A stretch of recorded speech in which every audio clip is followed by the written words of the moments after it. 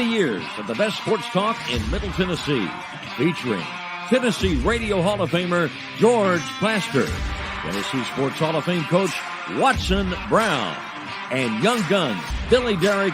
And now, here's your host, George Plaster.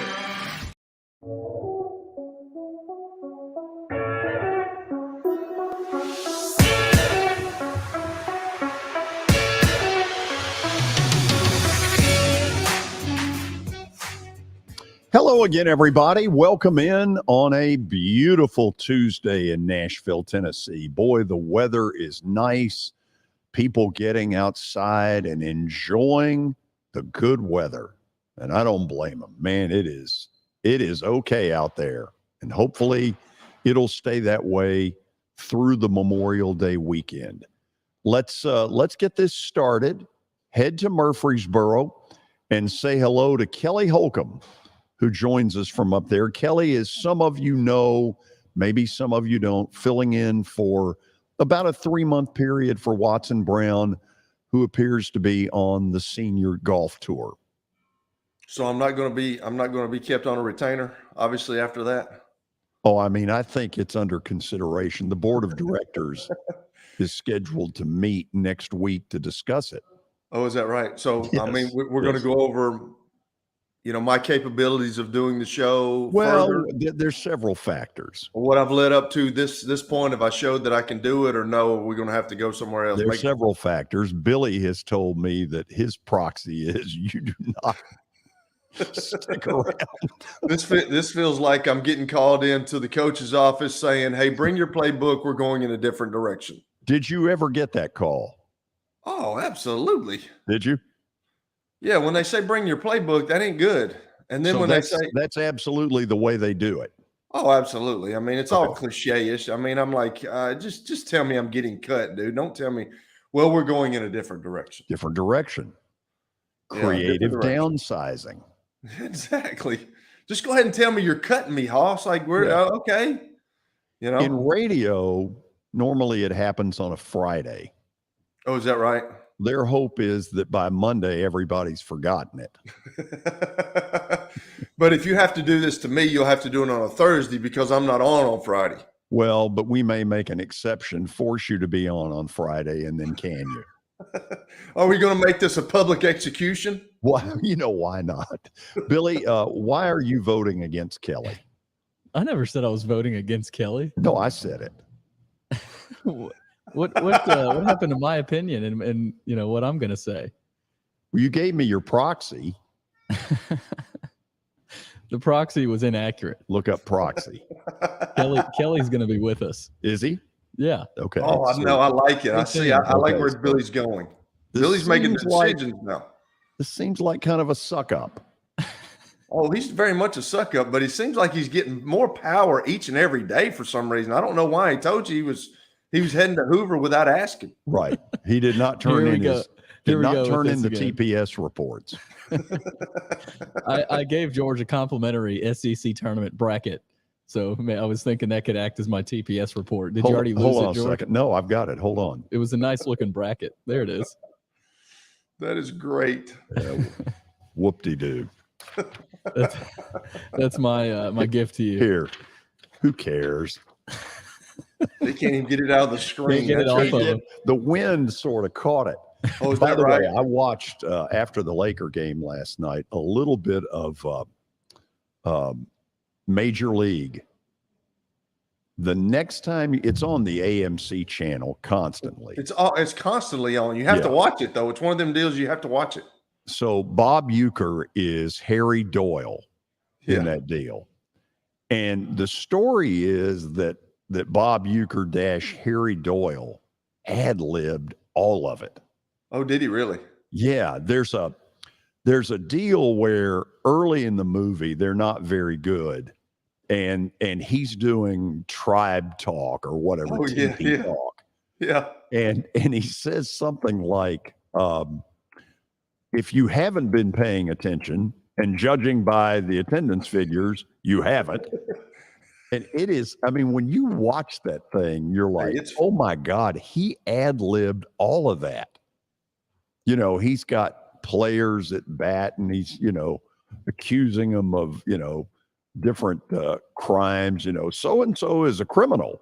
Hey, if he did that, man, that is really good because it's he was great in that movie, man. Yeah. My favorite is, the team runs out onto the field. It's probably about 50 people in the stands. And as you can see, they love this team here in Cleveland. It is good. It's great. Oh, it's a terrific movie. David, we have not asked you about your thoughts on retaining Kelly. I like Kelly. I feel like kindred spirit. Kindred spirits. We got to keep him along. He helps kind of nag at Billy, which I love. It comes by the day. So if he's going to make fun of Billy, he needs to stick around. Didn't Billy help get you this job? He did, but I feel like not a lot of appreciation. I appreciate him, but he's so easy to pick on. He just asks it on himself. Wow. Fuzzy Zeller, whatever he said. Zoller. Whatever he said. Yeah. He just asked on himself. That one's going to be hard to overcome. I'm never going to live that one down. But you and Willie can get together and ask Willie about Elvis Gerback. Kelly, I don't know if you've ever heard this story. We had the late Dan Reeves on one time. What in the world was that? I have no idea. Anyway, we had Dan Reeves on, and Willie asks him about Elvis Gerback. Dan Reeves tells him, says, well, we got rid of him a year ago. And the look, I gave him a look like, what in the world? And so Willie asked Dan Reeves that? We've all had absolutely two of these in radio. Unfortunately, mine involved boxing promoter Don King. We're not getting into that one. I think we should, dude. Let's get into it. I'd like to, but boy, you'd have to bleep out a lot of stuff. I'd love to off air. Ooh, you'd have to bleep out a lot. Do you have an update today? I do. Is that a possibility? I do have an update, George. Okay. Is it a good one? Or? It's a great update. David put it together. It's jam-packed. We start with the NBA playoffs last night. The Nuggets sweep the Lakers 113 to 111 last night. Right. Jokic, another triple-double. I mean, just another walk in the park for him. First NBA Finals appearance in franchise history. And LeBron, after the game, hinted at a possible retirement. Yep, he sure did. How about that? Yeah. What are the odds? I guess this is just me maybe putting two and two together, because for some time now, he's been putting out there the I want to play with Bronny, his son. And that's still a couple of years away. I wonder if he, in this series in particular, sort of said to himself, there's a little bit of slippage, and maybe I don't need that to be a goal. Now, that said, last night, he was the LeBron of old, 27, I think, in the first half. And then 31. I thought backed 31, away. 30. Yeah, he had 31 in the first half. 31 in the first half. And then I thought he went very passive. Sure did. In the third quarter. He should have been demanding the ball. I didn't understand that. He really did look good. And he's still, that's the thing about it, George. He's still got it. You can tell that the guy keeps himself in shape. He's 6'9", 260.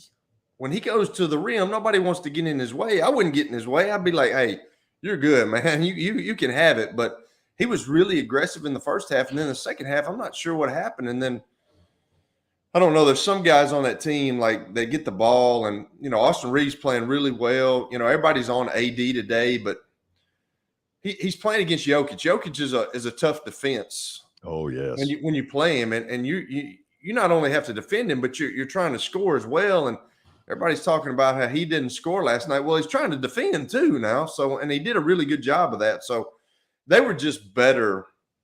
I can't believe that I said that, but they're just better than the Lakers. The Lakers a ton better, but better. Yeah, they're better. They're the best team in the NBA. It's going to be hard pressed for whoever. Which the Heat should come out of the East, obviously being 3-0. It might be the first time 2 sweeps in the conference finals ever, right? Is that it? I can't remember one. Yeah, I don't think it's ever happened. No. So, whoever comes out of the East is going to have a juggernaut with the Denver Nuggets. That's for sure. No kidding. Yeah, after the game, the reporter asked LeBron, when you say you got to think about stuff, what thread should we be pulling on that? He said, if I want to continue to play, James said, as in next year, yeah, you would walk away. I got to think about it. Oh, I mean, I think this is him maybe saying to himself. He's going to think hard.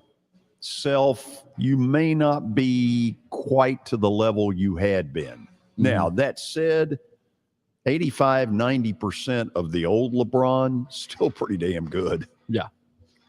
Celtics Heat tonight, game 4. Heat lead that series 3-0. So could we get 2 sweeps here? We could. In the finals? We could. We'll see if the Celtics go down like a dog as well. In the NHL, last night, Panthers beat the Canes. They go up 3-0, which is incredible. I mean, they are the Preds. They are the 2017 Preds. They keep pulling stuff that you're just like, wow, where's it coming from? Even more dominant, too. Yeah. I mean, they're just blowing teams out of the water. Tonight, Knights and Stars at 7 o'clock. Las Vegas leads that series 2-0. They're trying to go up 3-0. So some dominant finals performances by both teams. You got the Panthers and the Knights. George, SEC baseball rolling on. Conference tournaments around the country are underway. South Carolina earlier today beat Georgia in Game 1 of the SEC tournament. Texas A&M currently... Hold on. Do you think that ends Georgia's bid? You'd have to think so. I think they were on the bubble, kind of on the verge, and they needed a win or two in this tournament. So, they're probably going to miss out, which is unfortunate for them. I was going to say yesterday when y'all were talking about this, I know Billy's in depth with this stuff, but I read something where they said the top 10 teams in the SEC they thought would make the tournament whether they won or lost. Right. It's crazy. Yeah. Georgia was the 11th seed, so they might be that last team out of the bracket. But, yeah, getting 10 teams in is ridiculous in the SEC. A&M leads Tennessee 2-0 in the bottom of the 5th. Last time I checked, we'll keep track of that. It is actually 3-0 now. A&M leads Tennessee. 3-0, bottom 5. Top 6 now. Top actually. 6. So okay. A&M, and that's an elimination game. So Tennessee would be done. And George, we were talking about it yesterday. They threw a bullpen guy today. Tennessee did. So what they basically almost are conceding is we're going to be a 2 seed on the road somewhere. It's not worth the effort. Essentially, because even if they won the tournament, they wouldn't be guaranteed. No, and there's so many teams on that bubble of the hosting bid. So Tennessee looking like they're going to go down again. It's tough. Liberty in the Atlantic Sun tournament beat Lipscomb, and Lipscomb won the regular season for the A-Sun, so they will be in the NCAA tournament. So that's another Lipscomb wrinkle. will be. They will be if you win the regular season, which I didn't know. I figured this out yesterday. Really? They're in. So baseball does it a little bit differently. When you win your regular season, you will be in. So they're in no matter what. But they did lose as the 1 seed to Liberty 12-11 in the A-Sun tournament earlier today. Belmont is playing Illinois Chicago right now. They lead that game 2-1, top of the 2nd. So Belmont has to win that tournament. Go Dave Jarvis. Great coach. Great, yes, and a good man. He's done a good job there. Really good man. So hoping they keep playing. The Blue Raiders, Kelly, they're playing UTSA tomorrow at 12:30, and that is the Conference USA, if I'm not mistaken. At Rice. At Rice, yep. At Rice, down in Houston. Nice park, too. Be nice and warm. Oh, yeah. And you say nice and warm. It's nice and rainy in Hoover already today. So. Really? Well, not a downpour, but it's been raining, but they've played the games. Somehow they get all these games in Hoover somehow magically. So we'll keep track of those baseball scores as we go. George, NFL news. The NFL owners are set to extend Roger Goodell through 2027. Jim Irsay of the Colts said from the league spring meeting yesterday, they discussed his contract but did not finalize anything. So the guy is making over $40 million a year. So I have a question. Could he live on $4 million for a year? Absolutely. What in the hell? I didn't know it was $40 million, George. I thought it was 30. I thought it was million. 30. Yeah, I thought it was $30 million. I didn't know it was $40 million. What were they why were they meeting to extend him? It's sort of a formality. They have to vote on it. Sort of a scratch your back, I'll scratch yours. Well, they have to vote on it, and then anybody he may have suspended in the last year will, say, well, I mean, there's a lot of politics that goes on in that deal. But even at that, $44 million, that's a little excessive. Could he live on 4? Could he live? I could. Anybody Kelly, could. You could. Anybody could. Speaking of the NFL, we'll get into this a little bit later, but the NFL draft is headed to Green Bay in 2025. I love it. Saw that. I was talking about it with David earlier. I was like, Green Bay, really? Why not? It's better than Detroit. Why not? I mean, to me, that's the heart of football. Yeah. Also, a little piece here from David. Diana Rossini just tweeted out that Aaron Rodgers is favoring his ankle at what do they call this, mini camp? Glorified babysitting. Yeah, so he was on the sideline next to the trainer. So Aaron Rodgers, I guess, is already hurt. Oh, we'll have to lower the flags to half staff in New York. God. Oh man, so that's pretty much it, George. Yep. Okay, I see Tony Basilio in his studio in Knoxville, so he's right around the corner from us. We're going to have an interesting discussion today. Credit to Tony for coming on. I don't know that I could do this if Vandy was playing a game. I'd be way too. But that's the difference. He's a pro. He's a pro. I mean, Kelly. Isn't that the? I thought that, but I wasn't going to say that. But you said it, George. So George will say it. There's a little bit of professionalism that's a miss when we talk about Billy sometimes. Wow, just got right down to it, didn't we? Come on now, Hoss. Okay, we'll go to the break. We'll go to Knoxville, and Tony Basilio will join us. That comes up next. Year number 2 of the Plaster and Friends Celebrity Bowling Night was awesome. And the reason is really simple. I chose Strike and Spare, and they were amazing. They have great food, great bowling, and a staff that is truly ready to go the extra mile to help you. They have 5 family fun centers in the area to choose from. And for more info, go to strikeandspare.com or call them at 615-824-5685. How am I going to get to work? My car's totaled. Skylar, our team is making a call right now. We'll get you a rental car. Don't worry. That's a relief. Call us 24/7. We're here. We're going to help.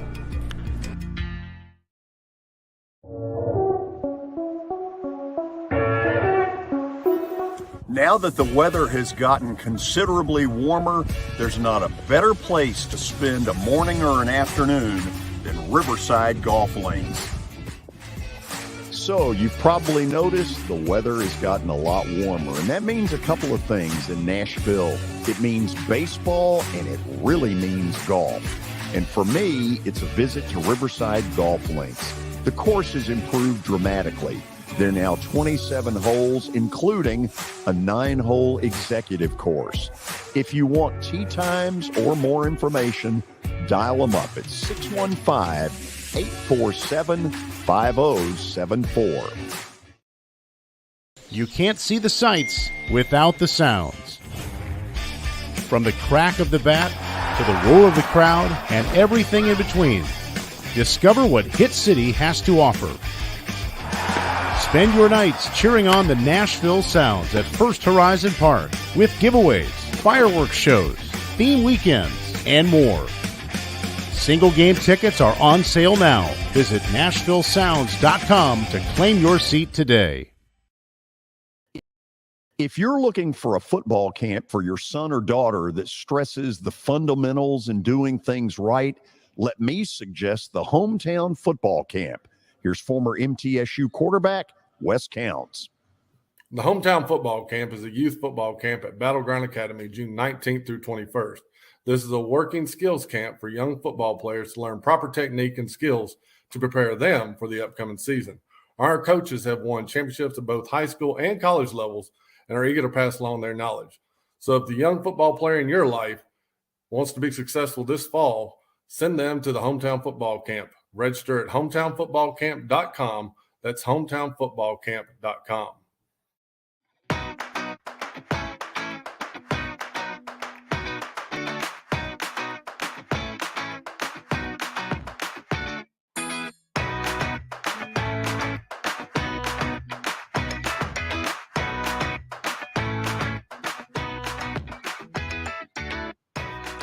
Well, we're about to head up to Knoxville and say hello to longtime sports talk show host Tony Basilio, who will join us from his palatial studio, guitar in hand. Let's bring him up. Let's check out the guitar. It's a mandolin. Mandolin. Oh. Yes, sir. Wow. Kelly, I'm shocked you knew that. Kelly's a picker. Yeah, I don't know. I had some guys growing up that I was real good friends with that had some of those that played them. Mm-hmm. Okay, so what would it sound like? What would be the difference between that and a guitar? It's got a high, lonesome sound. That's pretty good. Nice. Pretty good, big dog. I like it. So Tony, guys, I'm trying over here. You gonna make it? I'm trying. Okay. How we doing? We're good. So it looks to me that Tennessee basically conceded, okay, even if we win this tournament, we may not get to host. So they went bullpen today against A&M. Would my logic in this be spot on or maybe a little shady? I mean, that's what it looks like to me, but that's what they were going to do. The thing is, they were either going to put Soul or Halverson out there. Reason being, generally in these tournaments, you don't want to burn one of your starters in the first day or so. Tomorrow, you would have come back with one of your quote-unquote top arms against Arkansas.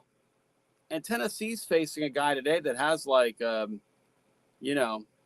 +6 or so ERA, but they haven't even gotten a base runner. So they don't look interested to me, but maybe credit the opposition. Baseball's a crazy game like that. Yeah. When they get to the tournament, mm-hmm. Are they at, let's say I'm right and they end up a 2 seed and they end up going somewhere besides Knoxville. Mm-hmm. Are they one of those 2 seeds that could cause so much trouble that they get all the way to Omaha? Absolutely. They're also capable of imploding and not getting out of the first weekend. And the thing about Tennessee, George, is that there's not, how you put this? It's almost like you are who you are at this point in the year. And their situation is that they just don't field the ball well. Their infield is extremely leaky.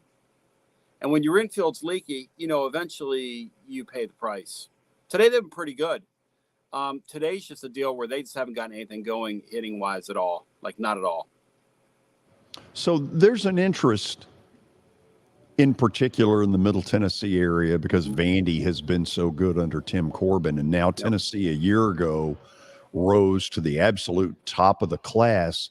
A year from now, what should Tennessee be? Oh, they'll be pretty good. I mean, look, he's recruiting really well. And, these guys stack classes 2 and 3 years ahead, and Tennessee's established credibility on the recruiting trail. And so anytime that occurs, you're going to get good players. The things we don't know now is, and Vanderbilt had a little bit of this last year with the kid that went to LSU. The thing you don't know now, George, is who's going to leave you and go into the portal, who's not happy, who has heat over the way they were done this year, one way or the other. And that's something that we're not going to know till we get there. Okay, which sort of leads me to something that's a little bit off the beaten path, but here goes. Yeah. In this world of NIL, name, image, and likeness, certain schools initially were very reluctant, didn't seem to quite figure out the landscape, perhaps hoped for some sort of court injunction or whatever to say, no, we're actually not going to be this insane. Mm-hmm. Would I be right to say that Tennessee just beat a lot of schools to the punch early and figured out, hey, this is the way it's going to be, and we're going all in? Would that be accurate? Their NIL group here called Spire is thought to be the gold standard in that industry. And they got on it early on. And And George, they got on it, even though the book on them was that they were in trouble with the NCAA. They still went for it.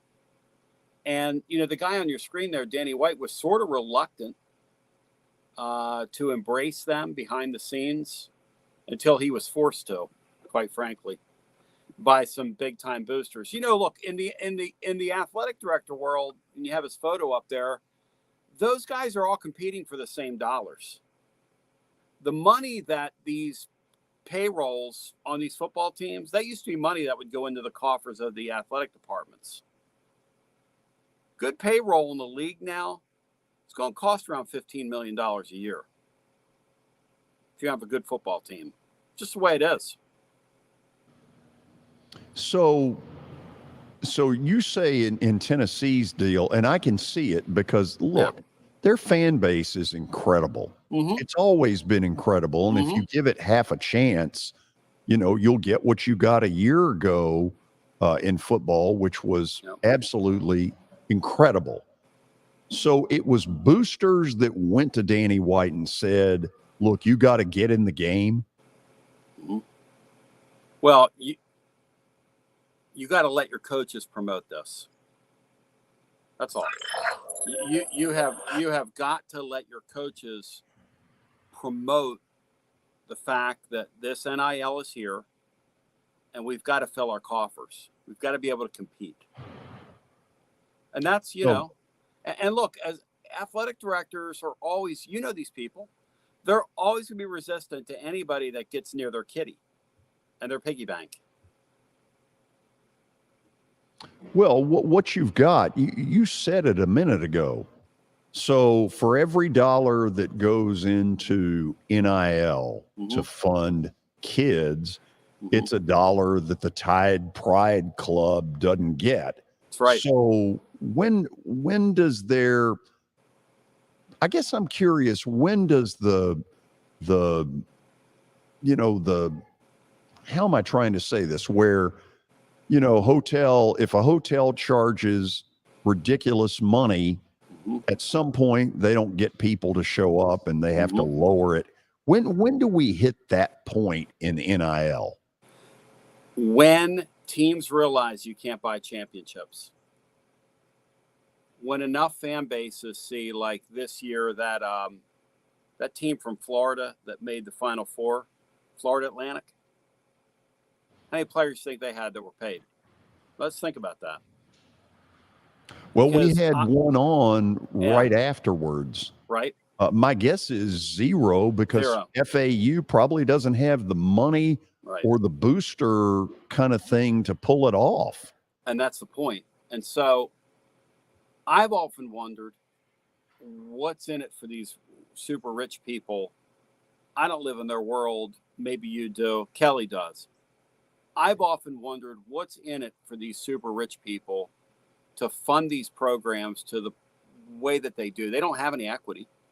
It's not like a NFL franchise where I own it and I can say, hey, this is dollars invested. And so I've often thought this is going to end at some point. George, it hasn't ended.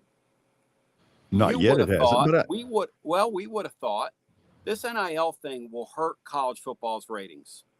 Never higher than they were last year. Never higher. You would think there's got to be an end to this at some point, because I agree with that. I think the minute that fans realize, hey, I can't buy championships, and then you go back to them, I'll put it this way. Tennessee's got a couple of pretty decently paid baseball players that they paid for in the portal, one of whom's performed and one of whom's been kind of so-so. And when you go back to those guys next year, dude, those same guys that underwrote that, are they going to, what happens if it happens 3 years in a row? Are they going to keep underwriting it? Well, I mean, not everybody can win. Look, you're raising a great question. You asked what's in it for the person that contributes the money. Mm-hmm. Okay, is there not, and Kelly, chime in on this. Let's bring Kelly in because he had no idea I was going here. Mm-hmm. Call it what you want, jock sniff. Well, Tony just answered what I was going to ask. Like, what happens when you pay a kid, like, just use the Nico kid that's coming here and getting promised all this money. What if he doesn't pan out? Like, where does that go? Right. You know, like, are people going to still? They're not going to keep giving the money, and I don't understand that. Like what's going to happen when somebody just does not live up to what they were paid? And to your point, now I think he's going to pan out because you can tell when the first couple practices whether or not we hear, and that whether or not I can play. But to your point, the bust rate on 5-star quarterbacks is about 40%. 40. And so if that's the case, there's going to be a lot of people around the country who have paid these people very well, just at that one position alone, that are going to be going, wait a second here. We paid for a 5-star quarterback and we got Bobby Sablehouse. We paid for a 5-star quarterback and we got Brock Berlin. We paid for a 5, and the names, guys, the names are endless. You and I, we could rattle them off. Yeah. And go back and forth. And where you played football, you climbed over a couple hundred guys to get to the NFL. That's the reality of it. Yeah. And that's how the sport works. And that's how all these sports work. And so I sit there going, because I'm like George. Danny White and the ADs are going, now, wait a second. We're getting unbelievable money from the TV networks, but we need to keep the pipeline flowing to our fans, from our fans to our coffers. Because every dollar we get in, we're spending. We're going to spend it on something. It's just the way it is. And so they're money addicted. And so you look at their model and you go, okay, well, if I'm money addicted and I'm going to spend all the money I can spend, and not every player can perform. Not everybody's going to win. Teams are going to go 7-5 this year. Then what happens? No, I mean, I understand that. I just, this NIL stuff is crazy, man. I mean, and that's another thing that I was going to ask you. Yeah. Like, how does it differ from sports? Like, you think the NIL money, I mean, football is what brings money to the table in all these colleges. But like, are the basketball guys getting paid? Are the lady balls getting paid? Are the baseball players getting paid? Or softball players getting paid? I mean, that's wild. It's not only is that happening, but these coaches are telling me, and I'm sure they're doing it too, but players within the league are being called by teams within the league. Come look at us in the off season. Baseball. Come look at us in the off season. It's happening. Hey, Kelly, the way they used you, what they did to you, we won't do that to you here. Oh, yeah. And kids are going to believe that. Then a kid's going to change uniforms, and guess what? They're going to have the same kind of results they had this year wherever, and the coach is going to say, hey, kid, get on the bench. And you're going to say, but coach, I left my teammates, back at yeah, I know you did. But you're not performing. You can't play. Yeah. You can't play. Yeah, you can't play, son. Kelly, I'm told that a group that you never would think, the gymnasts, are making a fortune off this. Yep. Gymnast. Yeah. Yes. So here's another question I've got for you, Tony. Like, okay, so I'm really dumb to this. I mean, I understand what's going on, but you talked about Spire. Is Spire a company? Is that a company that's handling this, or is this like something in UT? They're called a collective. Collective. And the way collectives work is they exist outside of universities because it's still illegal to compensate and pay for play. So they have to go outside to get it. Correct. Oh, wow. I see. I did not know that. I didn't understand that. And when you brought up, so it's averaging. So these big time schools like a UT, like an Alabama, it's costing them $15 million to put a payroll together for a football team. A football team to put the payroll together. So that brings me to this. Okay. I asked Lee Fowler the other day, and I had a coach tell one of the guys that I was coaching with from one of these colleges that, and you can look back over it. That's what Lee did. You can look back over it the last 25 years. But when it gets down to it, there's going to be only a certain few teams that are going to be able to compete for a national championship each year. Now, you're going to have the TCUs of the world that make it through with recruiting some good kids and some overachieving kids that get to the, they can get them to the next level. Yep. But you're going to have the Alabamas, the Ohio States, the UTs, the Michigans, all these, the Texas, the Oklahoma, all these teams that can pay big. Then they're the only ones that are going to be able to compete for a national championship, is what it seems like to me. But isn't that what was going on under the old system? And that's what Lee said. But the kids were only being compensated under the table, which created shame. Right. Let's face it, because there was a black market for players. We both. Oh, there's no question. Right? I mean, it's always been going on. Always. Yeah. Now, and I'm okay with it. The initial NIL, the way it was presented, once that ruling happened, I was really in favor of, which was, hey, you are a terrific athlete. You're now able to go to businesses and represent businesses. And the reason I think that's a good thing is that makes star athletes more a part of their community than they were before, instead of just some detached jock that was over in the jock dorm who could misbehave. See, now if you misbehave, you lose your NIL money. If you would have done what it was supposed to be, which was you're your own brand, yada, yada, yada. Now what they've done is they've turned around and said, here's your money. And, I'm not comfortable with it, but I'm also not comfortable with what they charge fans to go to games, what the SEC does in terms of all the money they have coming in. And like we were talking about before, I mean, they're just, that whole system's money addicted. But it certainly is going to create a case of the haves and the have-nots. And among the haves, coaches, you think coaches are getting fired quickly now? You wait 4 or 5 years down the road when, like at Texas A&M, you think that class a year and a half ago just showed up out of nowhere?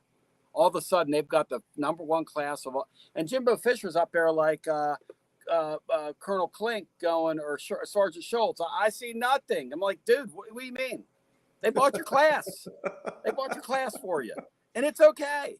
But the problem is when they buy your class for you, you better produce. And Kelly, in that deal, now this is maybe wives' tale kind of hearsay, but I hear that nobody has the NIL going like A&M does, which is why, to Tony's point, if they have another year where they can't figure it out at quarterback, they will figure out the head coach, and it won't be Jimbo Fisher, because they are putting up J.R. Ewing kind of money. Yep. And you know what, guys? Would you like to have South Fork Ranch? Well, you know who has it figured out right now is Texas going into this season, and they're getting ready to enter the SEC. And those people at Texas A&M thought they had one over on those Texas people, the Longhorn fans. And when they arrive in the league and they're ahead of A&M, after all the money those guys have spent, even if that money's coming out of oil wells and it looks like it's, oil money is apparently it's endless. If you look at what's going on with the Saudi Golf League and what they're paying those people to get 100,000 people a weekend. So I'm in the wrong business, guys. I need to get dirty. God. You either need to be in the oil business, be a quarterback, or if you can combine the two. Mm-hmm. Kelly, if you could get a little oil money going, man, we could have something. I got out of it like 2 years before I should have. I mean, if I could have stayed 2 more years, I could have got paid. Yes. Because now guys get like $6-7 million to hold a clipboard. It's crazy. It's unbelievable. It's crazy. And being a competitive guy, I always wanted to play. But like, if you're going to give me $6 or $7 million to hold a clipboard, I'll happily do it. Well, the one that doesn't make any sense to me is A.J. McCarron. He left a cush NFL job to go to the XFL and play for like a couple $100,000. And I'm going, dude, what are you doing? And he said, I want to play. I want my kids to see me play. I go, throw the ball in the backyard. You want your kids to see you play. Put your uniform on and let's see some guys play football. Oh, with the kids. Yeah, you're going to get yourself hurt, son. Oh, man. So obviously we didn't have anything just brutally important today, but I wanted to kind of get there. So let me end it with this, Kelly, unless you've got something. Well, I had another one, but okay, but go. Well, here's the deal. Like, would it be okay? So, Tony, you're in it and you understand it, but wouldn't it be better if? And I've heard some teams doing this, but I don't know if that's true. If you put all the NIL money into a big basket and give guys the same amount of money. I mean, when you're in college, if you're just getting anything, I think you would be happy. But now with the way things are, I'm not sure that that's the case. But like if you're an offensive lineman and the center's getting $250,000, $300,000, and you're the right guard and you're getting nothing, and you're playing better than this guy and he stinks, there's some animosity carried right there. There's some animosity that's going to go on. So would it be better to put all that in like a slush fund and distribute it equally? Obviously. Or can you do that? I mean, you could do anything you want. Can you? That's There's what no I'm reason asking. See, I don't know about the the rules of the NIL. Could you do that? You could disperse funds out of one of those collectives any way you wanted to wanted to disperse it. The issue would be that you wouldn't get players. Gotcha. You and I both know star players want to be treated, and premium players. Hey, you think a wide receiver on a football team is going to take as much money as a guard? Now you tell me when that's going to happen. No, I understand that. You know wide receiver. You know the mentality. Oh, I do. Of those people. Unfortunately, I do. Yeah, I mean they just and I used to think, man, what is wrong with that guy? And then the coach said to me, Tony, that's a wide receiver. That's just how God makes them. They're mercurial and they're nutty and they're all about them and they don't care if you won or lost and they're always looking at their numbers and you know, they don't care if you win or lose. They're wide receivers. That's it. They're here to catch balls, have fun. That's right. Okay. And they're always open too. And they're and you missed them. Yeah. It's your fault. Your fault. Okay. Tony, this ends today's sermon. How can they hear more of you? I'm available at tclub.team. I was supposed to, George, do a post-game show after tomorrow's Arkansas game. You think the Vols are getting to Arkansas tomorrow, George? What's your read on that? Okay, 3-0 or worse. It's 3-0 in the top of the 8th. Texas A&M has a couple runners on. It's called doesn't look like that's happening, does it? No, guys? it doesn't. But they just picked off a runner running to third, so now there's one guy on. It's a second getting better, Tony. Guy. Crazier things have happened, but you're right. George, Let's not expect it. The college game compared to Major League Baseball, in a way, I like seeing kids play and the spirit around it. The ugliness of the game sometimes really gets to me. Like the goofy errors. Tennessee's now picked 2 guys off base today. That kind of stuff drives me nuts, George. And Tony, talk about ugly. It is pouring down there right now. There you go. Hey, and they're going to get the game in. Hey, and I used to coach baseball, and it happens in the travel leagues. It happens in Little League. It happens in college. It happens in high school, and it happens in the pros. They don't ever get any smarter, it seems like. They always get picked off. But the mental stuff, the physical error stuff, okay, whatever. Like Tennessee's infield, like I was telling you guys earlier, I think it's great that people are picking them to go win the World Series. They're very capable of that, and they're capable of getting to Omaha. When a ball's hit at you, you got to be able to field it. And their defense just on the infield, I don't know how that Vanderbilt thing happened, guys. I know I'm talking to some mid-state people, and I heard Billy's podcast afterwards. I don't pretend to know how that happened. I mean, that is just – but baseball is so random. It's just such a weird game. Love it. Thank you for doing this. Hey, thank you, guys. As always. Thank you. He's awesome. If you've never heard him up in Knoxville, listen to what he put out there earlier. He is a very entertaining sports talk show host. After the break, our coverage of Spring Fling 2023 begins. Butch Samide is out there. God only knows where. We know it's in Murfreesboro. We'll talk to him after the break. But first, let's talk Big Machine Music City Grand Prix. You see the dates down at the bottom of the picture. And I'm not going to try to fool you. I've never been to a Grand Prix. And a lot of you, until a couple of years ago, you were in the same boat with me. But what I keep hearing over and over is that the event is incredible and that you will come away going, wow. Well, you know what? I'm in for it. I will be there in that August the 4th through 6th setting. Ton of musical acts as well. Boy, they have not shied away from getting anybody and everybody who is good in the musical world. The tickets have gone on sale. If you'll go to musiccitygp.com, again, musiccitygp.com. As the trusted premier custom home builder in Middle Tennessee, Donnelly Timmons has over 20 years of experience in the industry. Whether you're looking to build your dream home or renovate your current home, their team will ensure that every client and every remodel is unique, luxurious, and completed on time within budget. Founders Dustin Timmons and Joey Donnelly have over 25 years of construction experience in the Nashville area. Together, they have completed projects in Forest Hills, Oak Hill, Green Hills, Franklin, and Brentwood. Dustin and Joey believe that communication is the most important aspect of all construction projects. Therefore, they personally manage each project themselves and are involved in job site activities on a daily basis. Their commitment to quality and integrity has earned them an outstanding reputation among their clients. Contact them to set an appointment for a free consultation or to view some of their completed projects.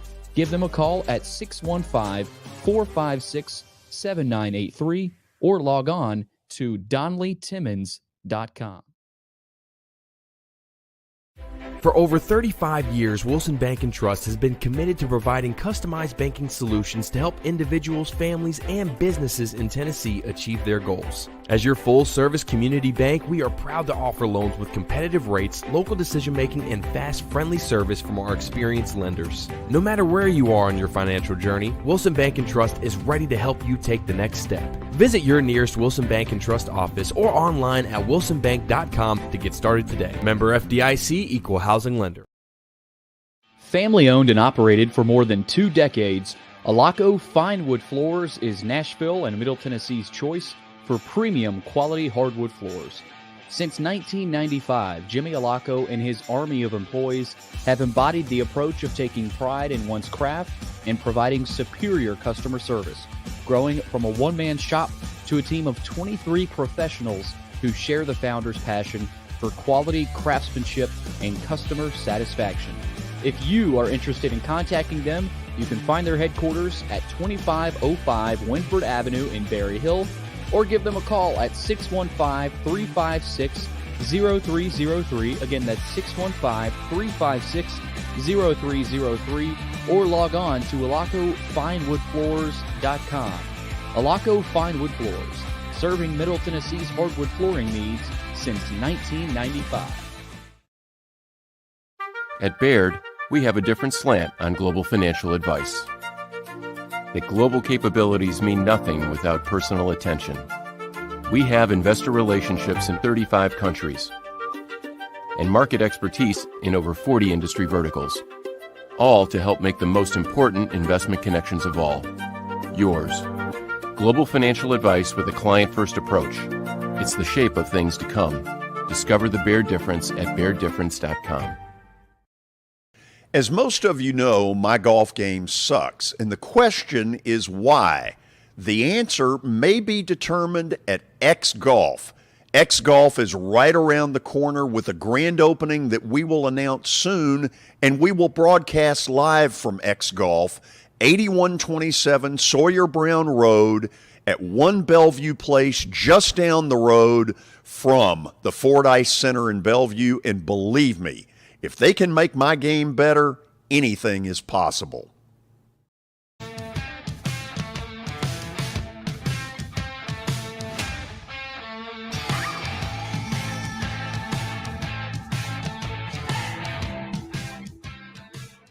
Okay, let's get right to the business at hand. Spring Fling 2023 has begun, and we have a graphic to support our coverage of it. Let's see it. Oh, we have graphics for the games. Oh, really? Yeah, for Good Pasture. I don't believe Silverdale. that's what we were talking about earlier, I thought you were talking about the graphics for the game. I don't think that's what Oh, Kelly. Man, another Billy. Big glitch. Big no. Big glitch. I'll tell you about it. Billy. And then you can hammer him. So Butch Samide is out there in the hinterlands of Murfreesboro. There he is. Butch, where are you? So, yes, this is the Richard Siegel Soccer Complex. I actually sought refuge in the indoor facility here, an indoor soccer facility, because the parents were going too crazy where I was watching the games. But this is a great atmosphere. It's a great place. I think there's 4 huge soccer fields as well as this indoor facility. And it's been amazing so far. Good crowds? Oh, well, if we're getting to Brentwood and Bearden, let me just tell you, Brentwood might have the best soccer student section there is.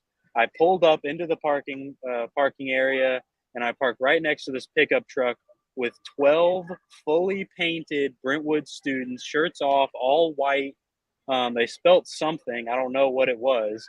They had 2 guys with speakers on both shoulders, and they were singing chants. I don't know if it was school songs. They were going crazy. And then on the other side for Bearden, I think there were 5 people with signs. So Brentwood won the student section competition. And as I was walking around the sideline, pretty much everyone was saying the same thing. The winner of this game is probably going to go on and win the state championship. 2 undefeateds left in the region, in the tournament. And it was an incredibly intense matchup from what I saw.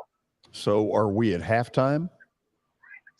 Yes, I left at about the 15-minute mark. There was a long pause because something with the clock got messed up. And so they took a very long break. I stayed there for about 10 more minutes and still wasn't fixed. So I went ahead and came back here. It was 1-0 Brentwood when I left. There has been no update since, so I'm assuming if they got the clock working again, that would be the score at halftime. Butch, as you know, there are 4,000 students who participate in Spring Fling. It's a massive undertaking. Ronnie Carter, the former head of the TSSAA, he was one of the big brainchilds of putting this thing together. Talk to me a little bit about some other things that are going on today in Murfreesboro. Sure. So at the start of today, what you had was a lot of tennis, a lot of team competitions. So you're going through the singles and the doubles and you're taking kind of points there. They didn't post any updates. Hopefully in the second update later in the show, we'll have some standings and bracket updates as for those teams. And then as today rolls along, you had softball starting at about noon to 1 o'clock. Most of the soccer was starting at 2 or later. We'll have baseball starting off. I believe the first pitch of the first baseball game is either 3:30 or 4 o'clock. You'll have softball going for much of this afternoon into tonight. You'll have soccer going for much of this afternoon going into tonight. And then as we get into tomorrow, it picks back up with baseball and softball around 10 a.m. So those will be some exciting matchups. I believe those will probably be the loser brackets playing first. And then as we get back into the afternoon, it will be more and more of the winner side of things. Also, track starts up tomorrow. The main heats will go tomorrow. That will also be exciting. It's a lot of logistics that, thank God, I didn't have to deal with. It was a headache just trying to figure out what all the scores were, let alone where they were playing, when they were playing. So hats off to everybody with the TSSAA. This has been insane. I have nothing but good things to say about this so far. Okay, help me with this because God knows David wants to know. Good Pasture today at 4 o'clock. You best believe they got a graphic too. Yes, we got Good Pasture. They are one of the first. Operates. So if it's Good Pasture, then we put the Ritz out there. We do. Okay. Nope. Father Ryan, we put the Ritz out. No, we don't for them. Okay. They don't win anything. What about BGA? Sure, if they win something. Okay. Just wanted to make sure of that. Yes, but you Good realize Pasture any does other start answer today. out of here. So, okay, Butch, do you travel then in trying to figure out everything that's going on, when and where? Will you go from one place to another, or is it pretty much soccer today? Today, I will be staying. There's a huge heat of soccer that all started around 1:30 and 2 o'clock. And so I wanted to get here to watch those games. Very competitive games so far. I believe Collierville came back from 2-0 down, and now they're tied 2-2. Siegel and Station, I think it's Station Camp, they're both tied 1-1. And then after this, I will most likely go to softball. There's a huge upset brewing with Halls and Joe Burns. Halls is the second best ranked softball team in Tennessee, and they are down 5-0 after 3 innings. That's potential for a huge upset there. I don't think anyone really saw that one coming. But after this kind of wave of soccer, I'll be making my ways to catch some of the end of those first round softball games. And then, of course, previewing some of the baseball. For those interested in keeping track with the games, obviously it's way too much for you to attend all at once.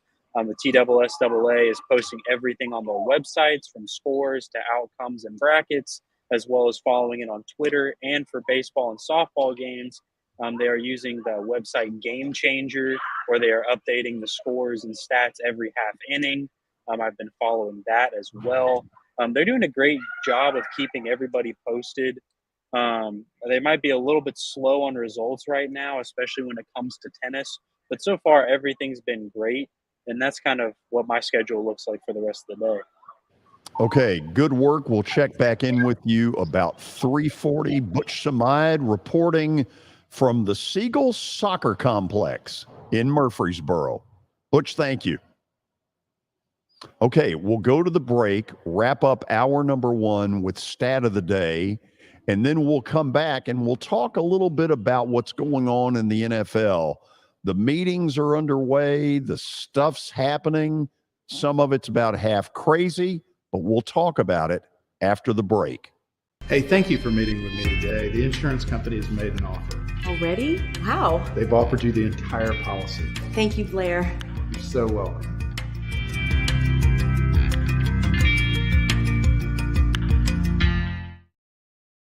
Forget the fact that Sir Speedy Music City is owned by my BGA classmate James Warren. Their work stands on its own merit. James and his staff do incredible work, as evidenced by the huge banners at the Plaster and Friends Celebrity Bowling Night. If you're looking for quality to help your marketing and business communications, and you want it at a reasonable price, these are your folks.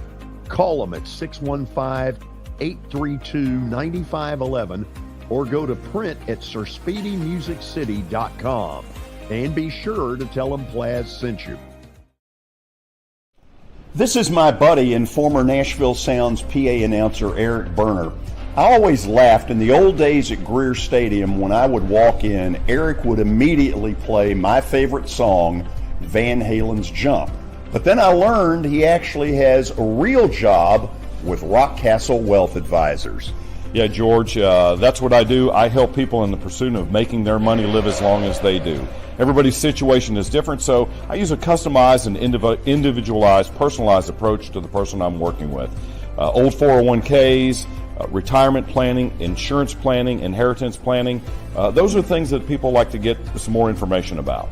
One of the things I find is people don't even know where to start, and that's where you come in. Yeah, so I can usually help people with an initial phone call or meeting that is a no charge and no obligation.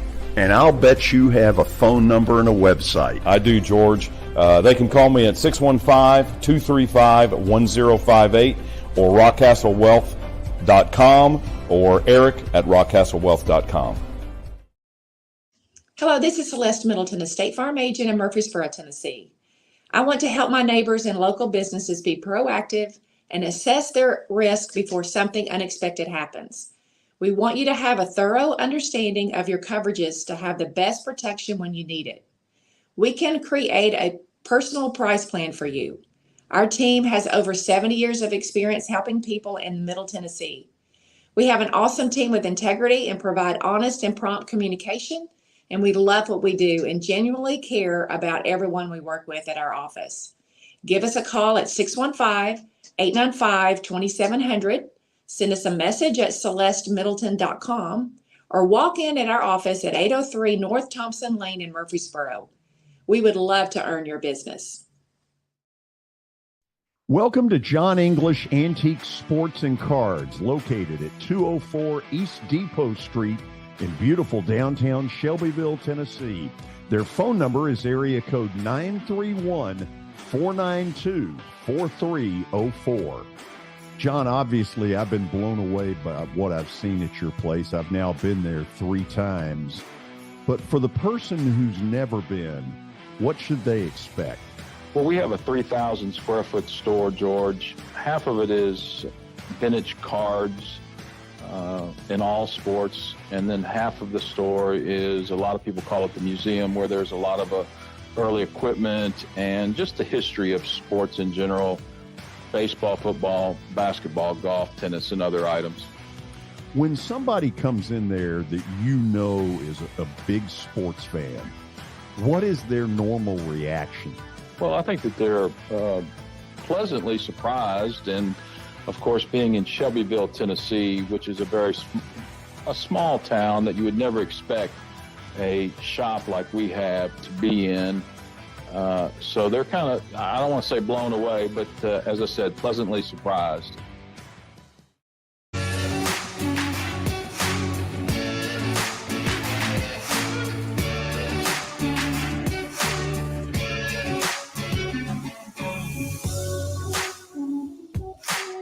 Welcome back in. It is Kelly's favorite segment of the show. It is time for Stat of the Day, presented to you by John English Antique Sports and Cards, located in Shelbyville, Tennessee. You can find them at 204 East Depot Street. They're open during the week, Tuesday through Friday from noon to 5, and on Saturdays from 10 a.m.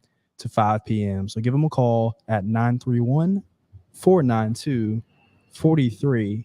And in honor of the SEC tournament starting today, we'll do an SEC tournament question.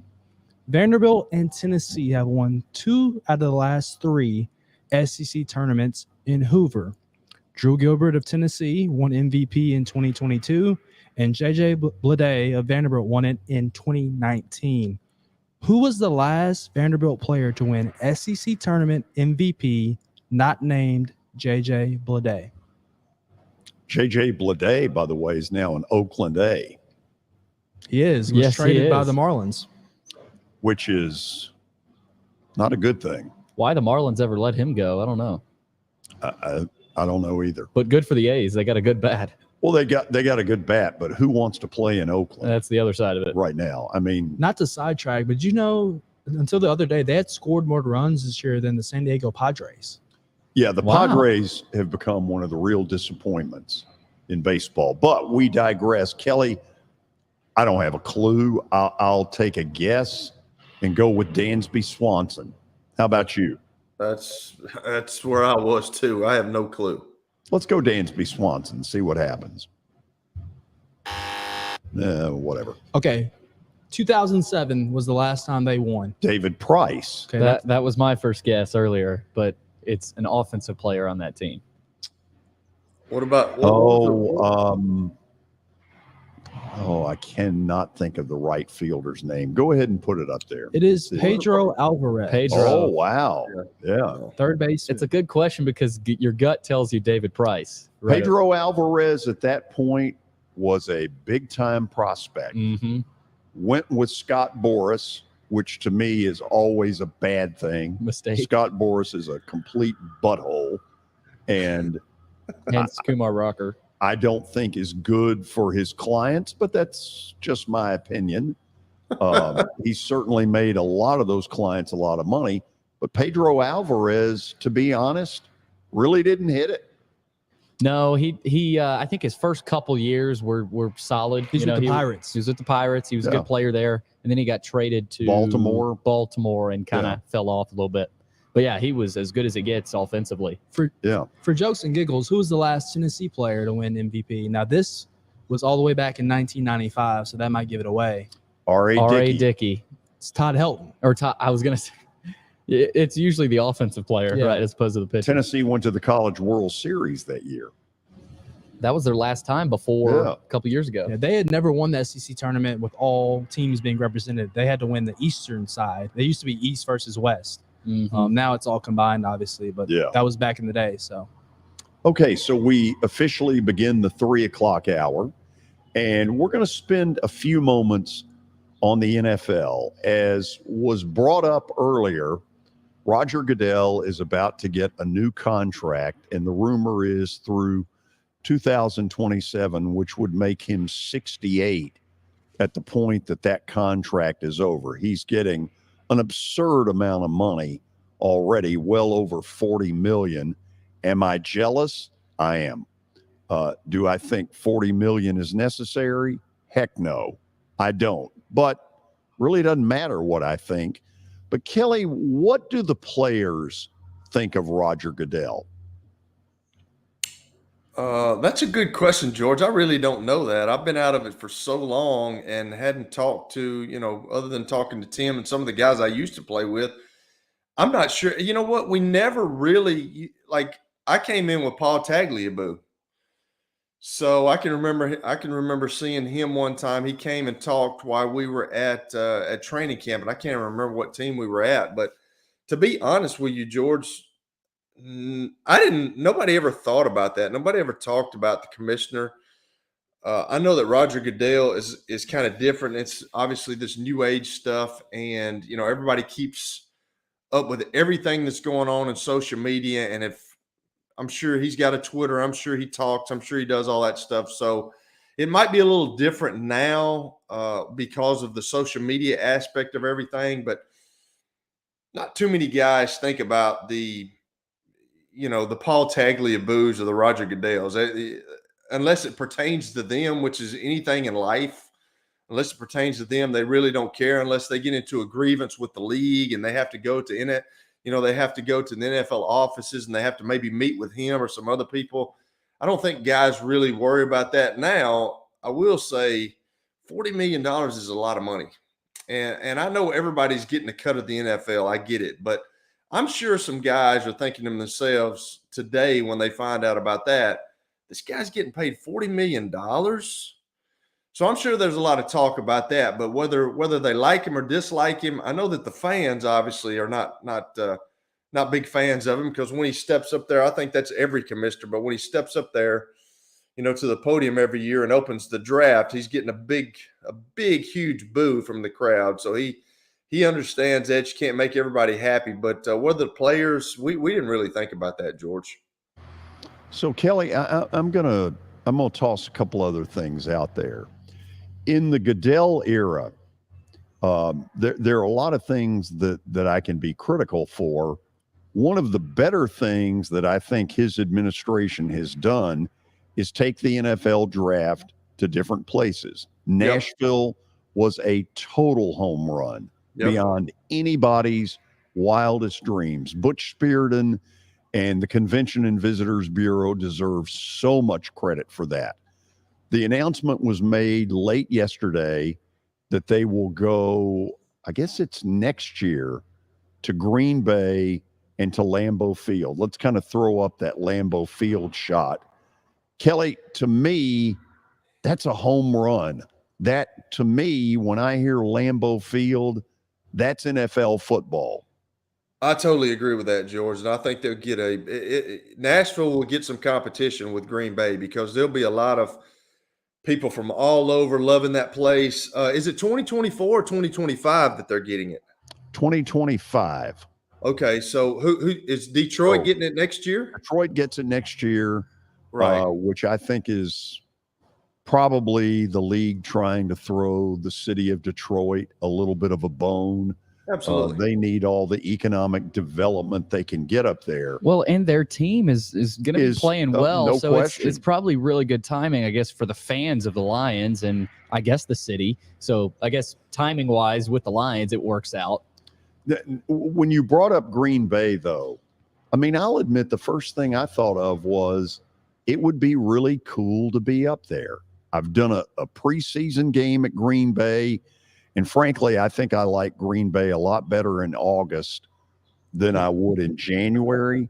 But there is the refurbished Lambeau Field. When I went, was still kind of up in the air. They were beginning to finish the refurbishing, and there's a little bit of what it looks like at night. Kelly, I'm with you. I think that is going to be a total home run. It's going to be a total home run. That's Titletown, USA. It's back in the day, those guys really had something special going on, and those people support that team. It's unbelievable, George. I was there when they were refurbishing it as well, and they started it, and I was with the Colts. We were in trailers dressing before the game, and then I went there later on when I was with the Buffalo Bills, and we actually scrimmaged those guys. We went up and had a couple of those deals where you stay a couple of days and you have a practice, and then you go to a preseason game, and it's really cool to see those people come out for the Green Bay Packers and to watch those kids give those bikes to those players going down the hill. There's nothing like it. They play in a great place. I remember the first time I ever played there, you have to stay in Appleton, which is about 30 minutes, 30 miles away. And it was snowing, and it's just an unbelievable place because it feels like it's stuck back in the 1950s. And then all of a sudden it opens up to a big, huge NFL stadium.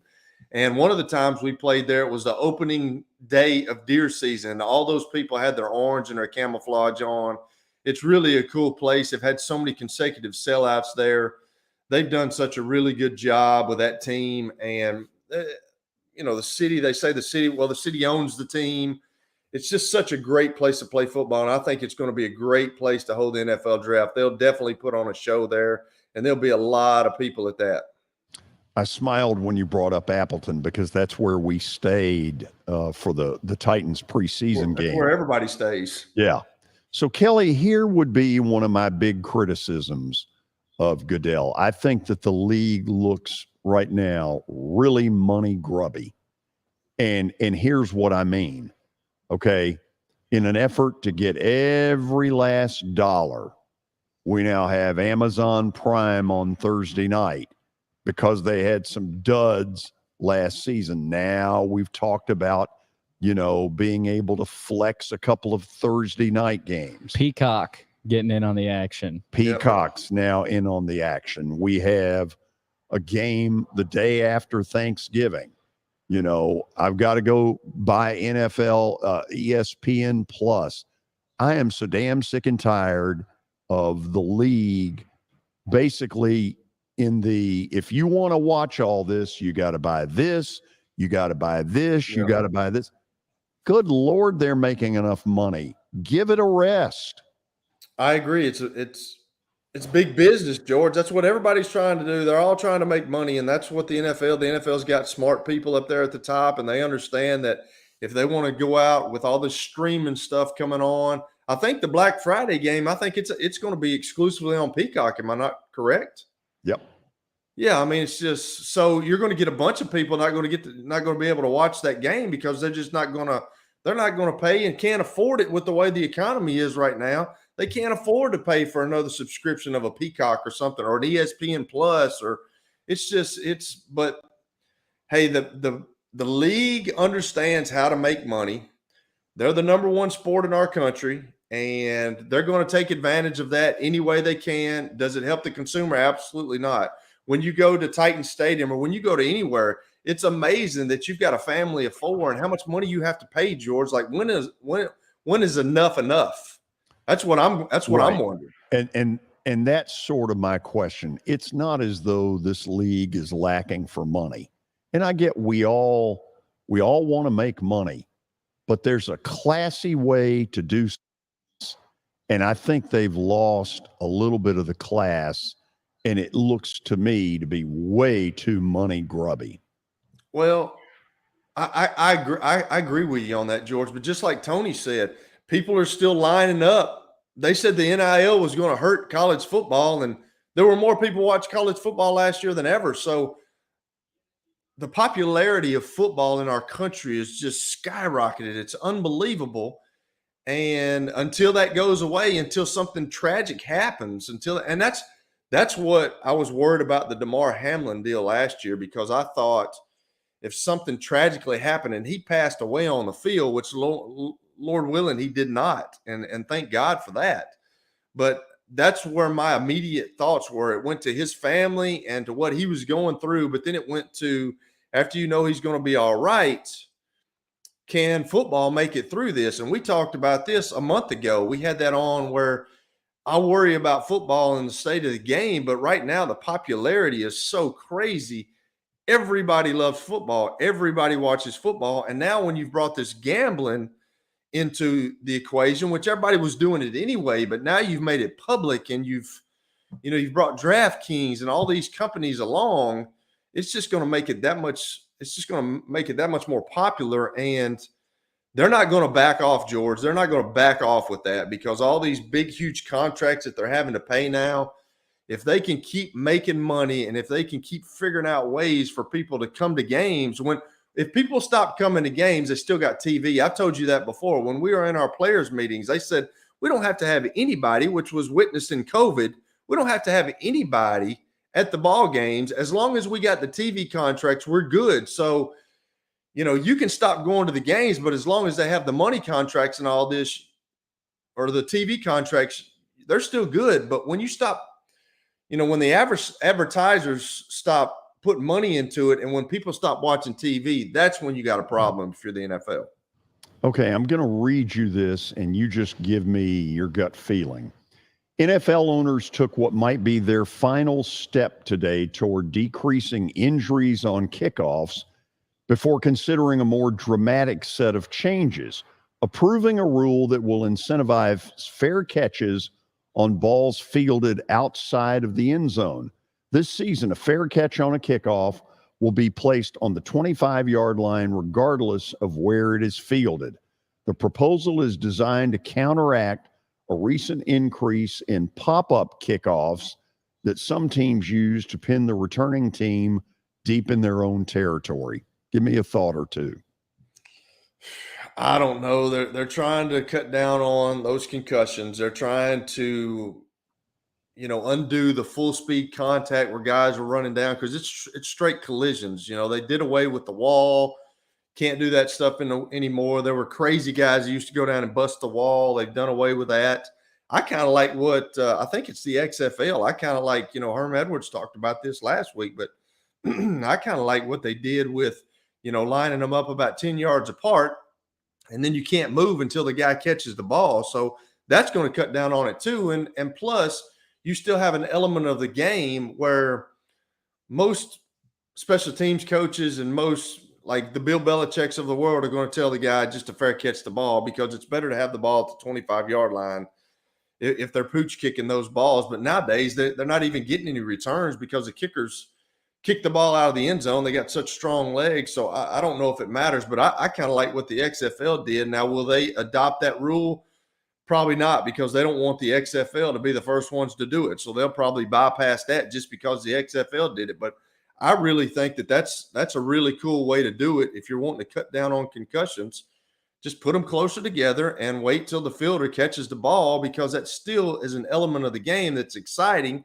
And if you can get a kick return for a touchdown, Jim Moore used to put that stuff up on the screen. If you have touchdowns like that, or not an offensive touchdown, it's crazy how much the percentages of your winning goes up. Like if you get a defensive touchdown or a defensive score, it's amazing how much the percentage of you winning a game goes up, George. It's quite crazy. And if they take that element out of the game, it's just not, there's no fun on kickoffs anymore, to me. Okay, after the break, we'll check in our weekly visit with Nashville Sounds play-by-play voice Jeff Him. He's coming to us from First Horizon Park, where the Iowa Cubs are the opponent during this 6-game homestand. Stay with us. We're coming back. How am I going to get to work? My car's totaled. Skylar, our team is making a call right now. We'll get you a rental car. Don't worry. That's a relief. Call us 24/7. We're here. We're going to help. Year number 2 of the Plaster and Friends Celebrity Bowling Night was awesome. And the reason is really simple. I chose Strike and Spare, and they were amazing. They have great food, great bowling, and a staff that is truly ready to go the extra mile to help you. They have 5 family fun centers in the area to choose from. And for more info, go to strikeandspare.com or call them at 615-824-5685.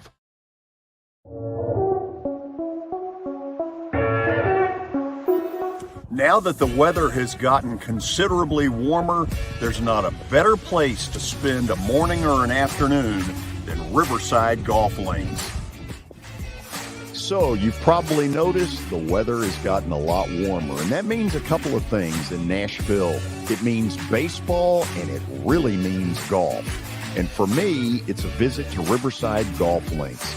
The course has improved dramatically. There are now 27 holes, including a 9-hole executive course. If you want tee times or more information, dial them up at 615-847-5074. You can't see the sights without the sounds. From the crack of the bat to the roar of the crowd and everything in between. Discover what Hit City has to offer. Single game tickets are on sale now. Hello, this is Celeste Middleton, a State Farm agent in Murfreesboro, Tennessee. I want to help my neighbors and local businesses be proactive and assess their risk before something unexpected happens. We want you to have a thorough understanding of your coverages to have the best protection when you need it. We can create a personal price plan for you. Our team has over 70 years of experience helping people in Middle Tennessee. We have an awesome team with integrity and provide honest and prompt communication, and we love what we do and genuinely care about everyone we work with at our office. Give us a call at 615-895-2700, send us a message at celestemiddleton.com, or walk in at our office at 803 North Thompson Lane in Murfreesboro. We would love to earn your business.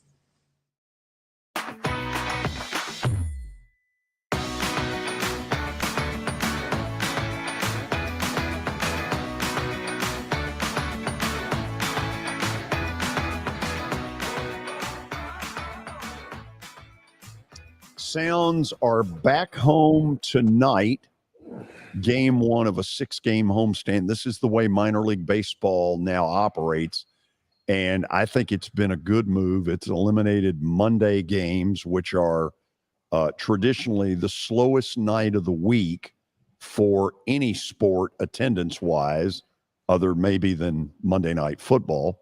With all of this in mind, Sounds play-by-play voice Jeff Him joins us from his palatial broadcast center. Is it the Him Center? Don't ask questions you know the answer to, George. Come on now. It is not named anything close to that. It is the home broadcast booth, and that is the official title of where I am located. Nice. Very nice. Very political. Very yeah, right. politically correct. Well, that's the truth. Honestly, outside my door, it says Jeff Hem RG, and RG stands for radio guy. And, nice. Most people around the industry, it's like, oh, he's our radio guy. That's our radio guy. Who's your radio guy? And a few people over the years have asked, what's RG mean? But most people who come by that press box hallway know what the RG stands for. That's what it is. Radio guy. Hello, radio guy. That's right. So, that's right. Tell me this. When the Braves were here, obviously there were a lot of Braves fans that came out. The Cubs don't have to take a back seat in that respect, do they? No, they don't. No. I mean, we saw that at Greer Stadium. We see that here. Tonight is the first matchup for these two teams since 2019. 2020 no season, and the Sounds and the iCubs both moved over to the International League in 2021. But most of the schedule the last couple of years has been very much regionalized, where we're mostly seeing the teams that are closest by, with a few exceptions. And this year, Omaha came in here a few weeks ago, and now this week we get Iowa. And you're right. I think from a ticket selling standpoint, even though, of course, we want the Sounds to win every game, Iowa is an opponent the Sounds like to host, just like we like to host Gwinnett. We like to host Louisville for that Reds component. because this is a team that, you're right, we will see a little bit more blue in the stands than we would in another situation. Just like we see a lot more Braves jerseys here when Gwinnett was here the last couple of weeks. It's one of those teams that, like it or not, has a lot of fans kind of spread out, whether it's the region or in the case of the Cubs or the Yankees or the Red Sox throughout kind of the country. So, I don't know if the Sounds are ever going to play a Scranton Wilkes-Barre Yankees affiliate or a Worcester, Massachusetts Red Sox affiliate from a geography standpoint. But I can tell you that we would love to see that happen here, for the novelty of it, since we never play those teams, and then B, the fact that you might have some of the fans of that particular parent club who might want to come out. I don't know exactly how this works. I know that when they're building the AAA schedule, teams are allowed to, give out to MLB a lot of requests, like, hey, we can't be home this week because we're hosting this in our town. Well, there are a lot of things that help make up the schedule. My understanding is one of the components is you're allowed to put in a request of like, hey, if possible, we'd love to host this team or we'd love to host that team. It's part of the reason the Sounds a few weeks ago went to St. Paul, Minnesota. You're thinking, why would St. Paul care about the Sounds going there? Well, it's Twins versus Brewers, and they're looking at it up there the same way you're asking the question about it down here, like when Gwinnett comes by. So I know the Sounds would like to host a Scranton team or a Worcester if it ever worked out that way. It hasn't so far, but there are a few parent clubs of AAA teams who, for a particular city, help move the needle. And Iowa is one of those here, just because there are Cub fans in most major cities. Here's one of those that you're talking about. I believe the Sounds are in Memphis July the 3rd. And minor league baseball changes to the next series so that everybody gets one of those fireworks nights, whether it's Monday, July 3rd, or the actual holiday, Tuesday, July 4th. That's exactly what you're talking about. No doubt. Yeah. Mondays are off days 99% of the time. And the 1% is if a 4th of July happens to be on a Monday. Yeah, there's two things they do to start figuring out a schedule. They figure out, well, what's opening day? And then they figure out where does the 4th of July fall? And then they kind of work backwards and forwards going out from those two dates. And you're right. Like this year, we wrap up in Memphis on Monday, July 3rd. They were certainly going to make that end a series. And then we will be home the next night on the 4th on a Tuesday against Columbus. So there's not a Monday off day that week because 4th of July is going to be a big crowd and everybody wants either the 3rd or the 4th. So yeah, that part of this makes sense. Not all things all the time with Major League Baseball makes sense. That one makes perfect sense. Jeff, it looks to me, and this is the case in a lot of minor league cities, that from Thursday through Sunday, this franchise does very well. And in particular, now that the weather has broken and it doesn't seem to be a factor anymore, those are the nights that minor league baseball traditionally everywhere does better. But here it really cooks. Yeah, I think what has helped the Sounds lead the minor leagues in total home attendance the last 2 years is no doubt the numbers like you just described on the kind of the prime nights. The Sounds excel at those. Those are largely sellout nights. The biggest difference, in my opinion, crowd-wise, coming from Greer Stadium to First Horizon Park, is on the other nights, because Fridays and Saturdays at Greer did very well. It was the Monday, Tuesday, Wednesday where you had sections available, as my friend George Plaster likes to say.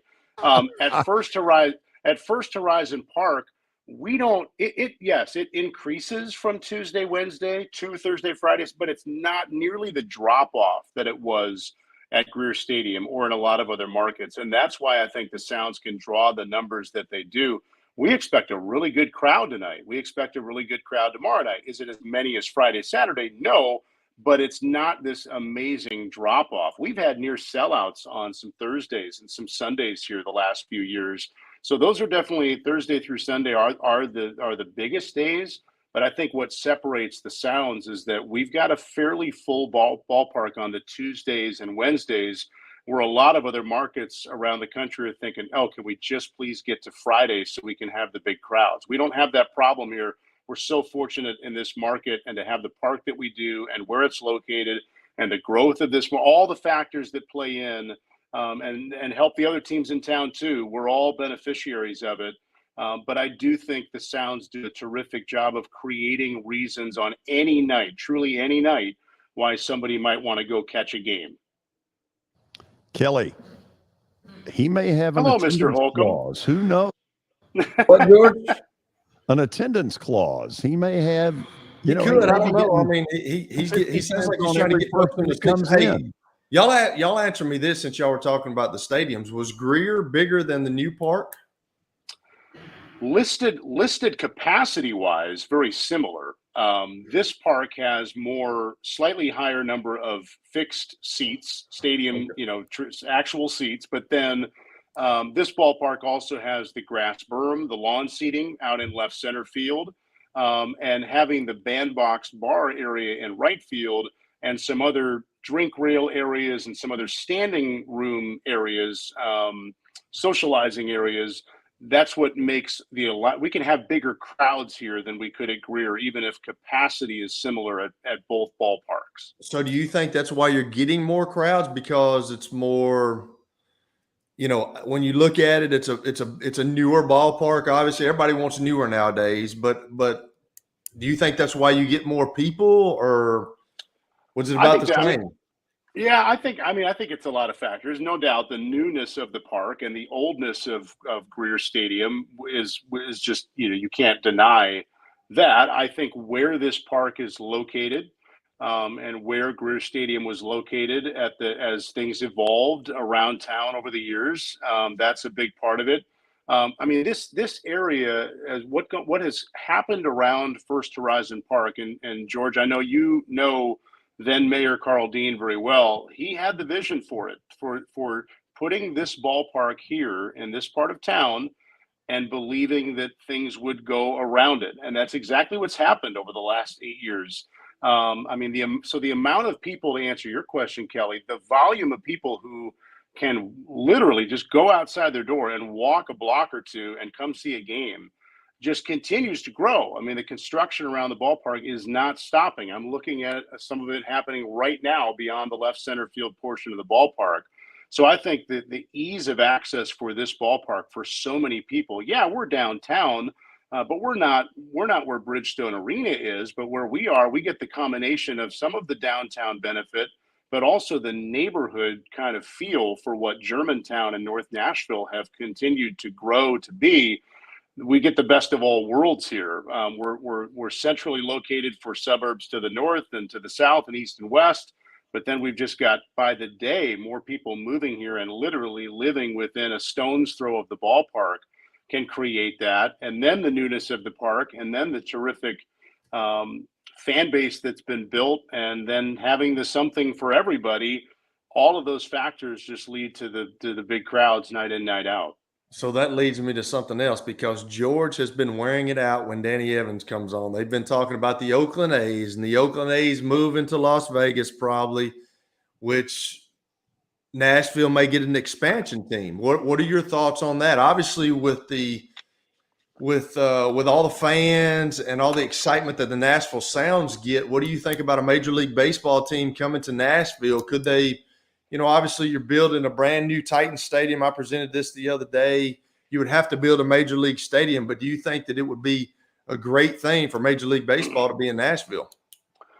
Look, I think part of the reason that Nashville is seen as such a desirable place for that is because the Sounds do as well as we do here. We take that almost, the fact that you're even asking the question, I think we, the Sounds, not me personally, but we, the Sounds, take that as a compliment that we're doing so well here and proving yet again that this is a great market for professional baseball. Will it ever? I don't know if it'll ever happen. I don't know if it could happen. Yes, I think in theory it could. I think there are a lot of factors, a lot of dominoes that need to fall, far more than people realize to make it happen someday.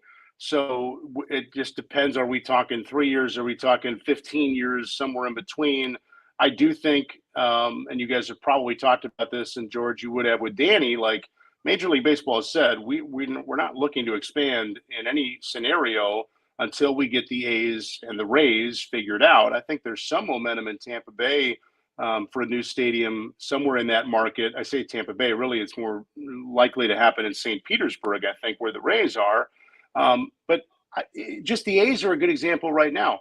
It's not a lock that they're going to Vegas.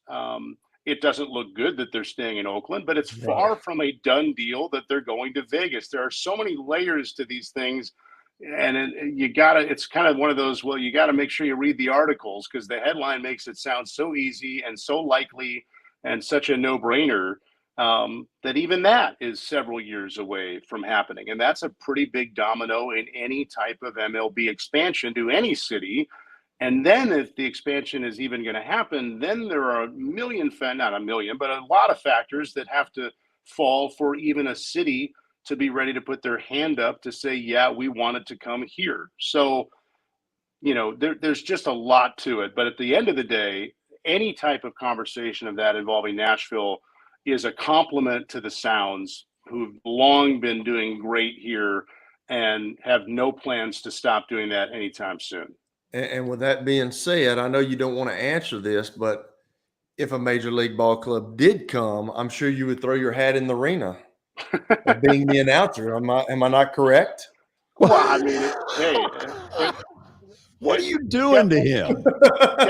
Killing him. I want to know, dude. I mean, I want to know. I figured he wouldn't answer it, so I just asked Kelly. Let me answer it this way, Kelly. All right, because I grew up in the Chicago area largely as a Cubs fan. As I got into this industry, aunts and third cousins and people who are just interested in my success but not really understanding how it works, they've said, does that mean you would broadcast someday for the White Sox? And I said, yeah, it does. George is smiling because he knows how this works. Like, beggars can't be choosers. You know where the opportunity is. It's like, and for them, they're like, oh my gosh, that was like a big statement for me to say, yeah, I would take a job with the White Sox in a heartbeat. They're like, really? Like, yeah, because, those jobs are kind of somewhat, hard to get. So yes, I would. So yeah, hey, Jeff, let me end this way. I did not give Kelly a list of things to ask. I swear. It's okay. It's all good. You can ask anything you want. I won't always answer anything you want, but I figured you wouldn't answer that. I was just going to throw it out there. I was just going to. Now that you've thrown 2 hand grenades at him. Yeah, well, it's any of the 30, I'm interested, but it goes. It's no different than what I told you a month ago, George. I am very happy where I'm at, and I truly can say that. I can tell you a handful of minor league baseball broadcasting jobs I went for over the years, did not get, and I realized what a blessing in disguise that was. So I am firmly planted as a Sounds announcer and thrilled to do that. Now, if I was going to be a smart aleck, I would say this is a recording. Hey, see you out there tomorrow. We're doing the show out there. Oh, very good. See you then. Looking forward to it. Jeff, thank you as always. See you, buddy. See you. He's a good one. He is Sounds play-by-play voice, Jeff Him. After the break, we'll get our second Spring Fling report of the day. Butch Samide joining us from Murfreesboro right after this. As the trusted premier custom home builder in Middle Tennessee, Donnelly Timmons has over 20 years of experience in the industry. Whether you're looking to build your dream home or renovate your current home, their team will ensure that every client and every remodel is unique, luxurious, and completed on time within budget. Founders Dustin Timmons and Joey Donnelly have over 25 years of construction experience in the Nashville area. Together, they have completed projects in Forest Hills, Oak Hill, Green Hills, Franklin, and Brentwood. Dustin and Joey believe that communication is the most important aspect of all construction projects. Therefore, they personally manage each project themselves and are involved in job site activities on a daily basis. Their commitment to quality and integrity has earned them an outstanding reputation among their clients. Contact them to set an appointment for a free consultation or to view some of their completed projects. Give them a call at 615-456-7983 or log on to donleytimmons.com.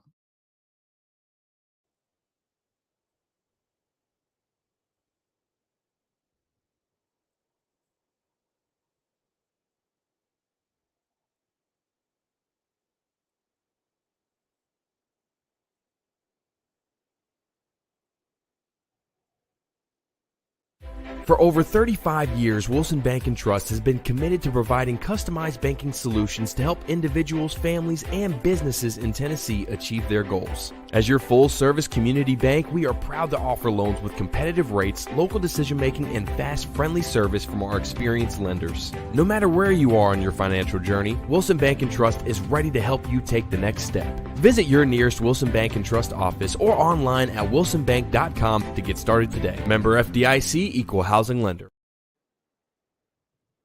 Family owned and operated for more than 2 decades, Alaco Fine Wood Floors is Nashville and Middle Tennessee's choice for premium quality hardwood floors. Since 1995, Jimmy Alaco and his army of employees have embodied the approach of taking pride in one's craft and providing superior customer service, growing from a one-man shop to a team of 23 professionals who share the founder's passion for quality craftsmanship and customer satisfaction. If you are interested in contacting them, you can find their headquarters at 2505 Winford Avenue in Berry Hill, or give them a call at 615-356-0303. Again, that's 615-356-0303, or log on to alacofinewoodfloors.com. Alaco Fine Wood Floors, serving Middle Tennessee's hardwood flooring needs since 1995. At Baird, we have a different slant on global financial advice. That global capabilities mean nothing without personal attention. We have investor relationships in 35 countries and market expertise in over 40 industry verticals, all to help make the most important investment connections of all, yours. Global financial advice with a client-first approach. It's the shape of things to come. Discover the Baird difference at bairdifference.com. Hey, thank you for meeting with me today. The insurance company has made an offer. Already? Wow. They've offered you the entire policy. Thank you, Blair. You're so welcome.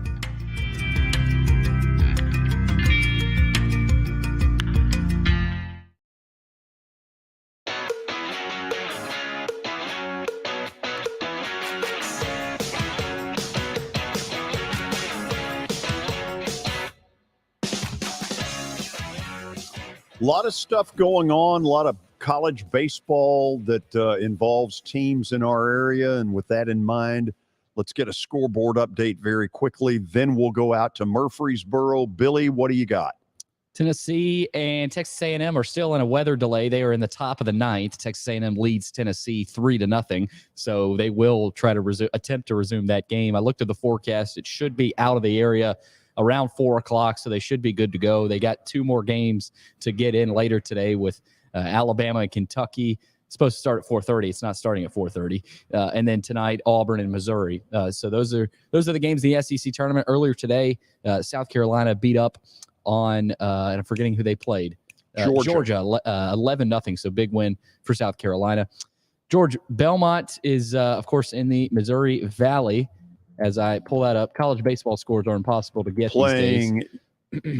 Illinois, Chicago. Yes. In the opening round of the Missouri Valley. Illinois, Chicago, and they are down 8-3 to Illinois, Chicago right now in the top of the 8th. They are up in Indiana. Yeah, Terre Haute. Yep. Lipscomb Bisons, they lost today by 12-11 to Liberty, so the tough loss for them. And that is where the college baseball local and SEC scores stand. Okay, as I look, I don't know, we may have lost Butch.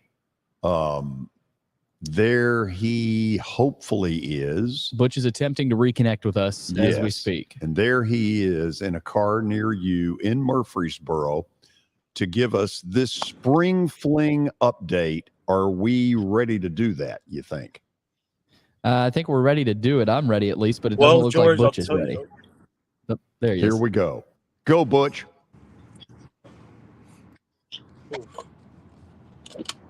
Butch, go ahead. I think we What'd can you hear say, George? you. Yeah, go ahead. All right, perfect.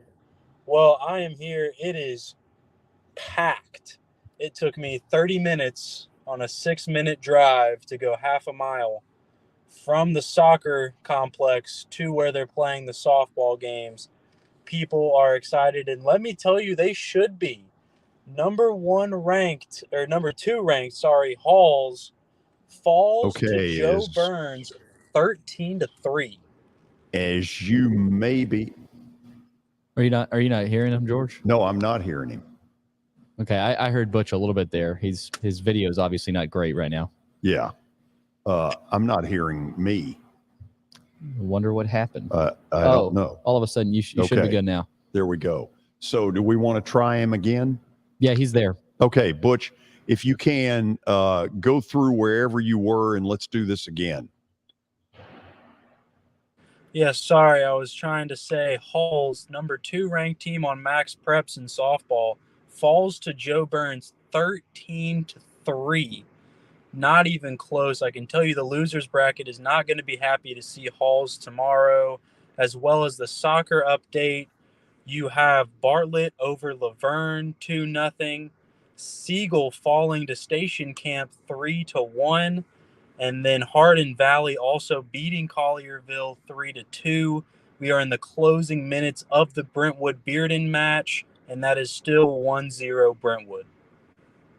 Brentwood scored very early, and they have been able to make that hold up the entire time. So big crowds today, correct? Oh, absolutely big crowds. Later in baseball, I expect more of the same. Like I said, a 20-minute drive to go. I think it said a little over half a mile. I mean, people are coming from everywhere to support. It's absolutely crazy. I thought that I would be able to get to softball easily in time. As you can see, as I am in my car, that was not the case. But I can understand why people are excited. People are showing out because there's some great games going on right now. Well, it's one of the best ideas the TSSAA ever had. As I mentioned earlier, the brainchild of the former executive director, Ronnie Carter, who did such a wonderful job representing the state and the TSSAA over the years. Butch, tomorrow, best as you can tell, where do you think you'll start your coverage? Yes, so I'm gonna try to hit early on baseball and softball, get those big loser bracket games, especially with some of the upsets that we've already seen. Who knows what baseball later tonight is going to bring us? So we will start there, and then as the afternoon rolls along, in that first break, we're going to get some of the winners bracket side of things, as well as recapping what happens tonight and tomorrow morning. And then as the night comes along, we're going to get more soccer, more softball and baseball. So it's going to be really exciting tomorrow. Beautiful. Great coverage from you, Butch. Appreciate it. I know we'll have some technological glitches from time to time, but great stuff on your end. Really appreciate it.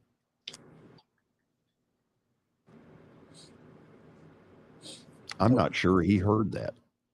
Anyway, there's a big delay there, but I think he heard it, but there's a little bit of a delay. Yeah.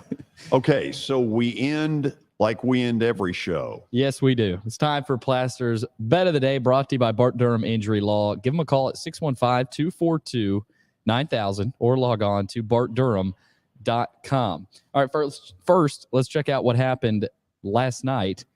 The Panthers got the win. They go up 3-0, as we mentioned earlier, but your Lakers, George, they get swept.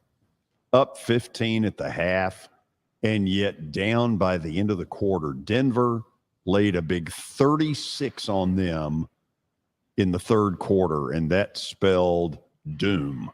So, Kelly, listen very closely because I think we've got two winners. All right. Okay. Let's start in hockey. Dallas comes home in a series that has been very competitive. I don't believe that the Stars are going to bow out easy. And because they're at home, I've got them winning tonight against Vegas. Good pick. Oh, wow. Now, before you put up the other one, we have all psychoanalyzed the Celtics. Mm-hmm. You know, we've ripped them to shreds. We've called them quitters. So conventional wisdom says they're going to come out snorting tonight in Miami, and the Heat better look out. I'm not buying it. I think the Celtics pitched it in. I don't know if it's ready to go home for the summer, hit the golf clubs, whatever. There came a point Sunday night where they had no answers for Miami's offense. And I don't think a day and a half later, they've got any more answers than they did.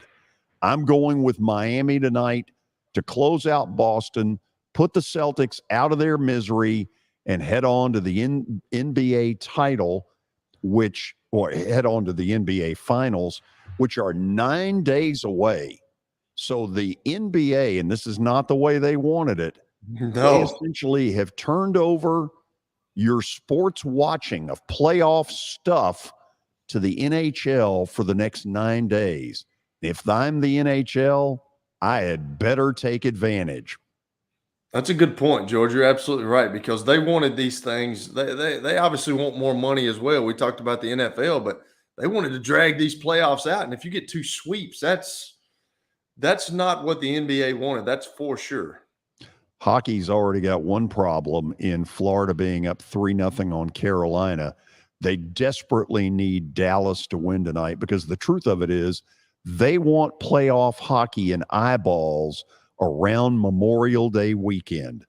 That's what they're looking for. We'll see if they get it. Kelly, we'll see you tomorrow. See you, brother.